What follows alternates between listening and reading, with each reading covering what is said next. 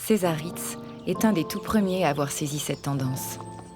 Hôtelier et entrepreneur suisse, il dirige à Monte-Carlo et à Lucerne 2 palaces où se croisent les personnages les plus influents de l'Ancien et du Nouveau Monde.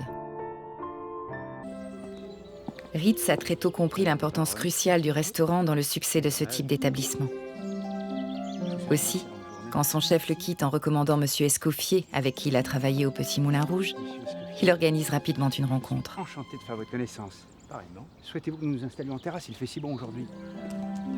Quand on lit les mémoires de César Ritz, il y a de longs passages sur la rencontre avec Auguste Escoffier. Et quand on lit ce qu'écrit Escoffier sur César Ritz, on sent bien qu'entre les deux hommes, il n'y a pas une rivalité, mais il y a un sens commun de la réussite.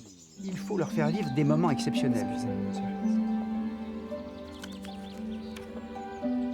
Ritz impressionne Auguste par son élégance, son aisance et sa démesure. Vous savez, je crois qu'on vit une époque nouvelle. César perçoit immédiatement qu'Escoffier est porteur d'une vision à la fois artistique et rationnelle, parfaitement en phase avec sa propre conception de l'hospitalité. Donc, toutes les cuisines sont... C'est le début d'une amitié qui va marquer l'histoire de la restauration. 2 années, comme ça, il s'agit d'un projet. Ouais, ce qui me plaît, c'est qu'on commence à rêver déjà à la lecture. Ritz incarnera l'hôtellerie, Escoffier la gastronomie. Et de leurs talents conjugués va naître l'archétype du palace. Auguste et César investissent les lieux en 1890. Le Savoy est le premier palace de la capitale britannique, le premier bâtiment public au monde à être éclairé à l'électricité et à disposer d'ascenseurs électriques, le premier hôtel à équiper la majorité de ses chambres de salles de bain. Ritz se fait fort d'y attirer la clientèle la plus en vue, à la suite notamment du fidèle prince de Galles. César fonde la Ritz Development Company et débute des travaux pharaoniques place Vendôme, à Paris.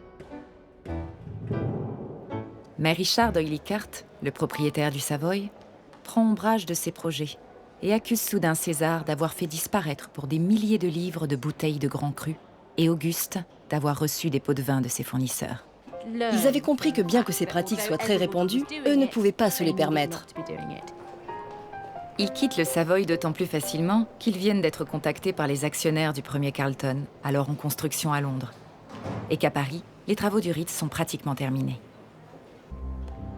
Pour Escoffier, la preuve de l'efficacité et de la reproductibilité de son système culinaire est désormais établie.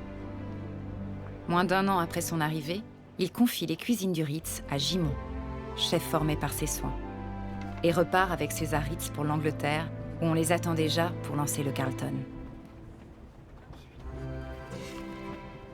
Cette fois, c'est sur César que s'exerce la plus grosse pression.